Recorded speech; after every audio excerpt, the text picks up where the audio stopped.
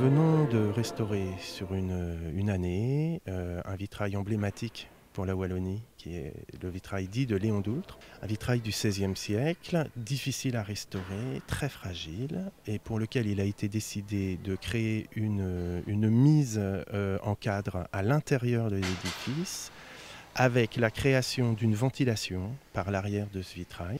Il faut que ce vitrail soit ventilé pour ne pas surchauffer, pour que n'arrive pas de développement de bactéries, algues et autres altérations.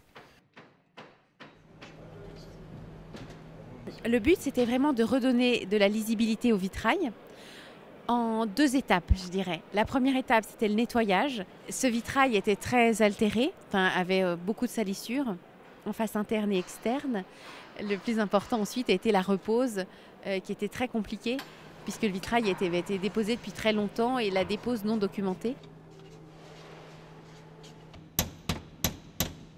10% des panneaux retrouveraient leur place naturellement, sans intervention de notre part. Pour le reste, nous avons inventé des astuces techniques qui ont permis de remettre chaque panneau à sa place en respectant au maximum le motif pictural. Aujourd'hui, nous sommes à nouveau réunis pour célébrer la restauration d'un chef-d'œuvre wallon de l'art du vitrail.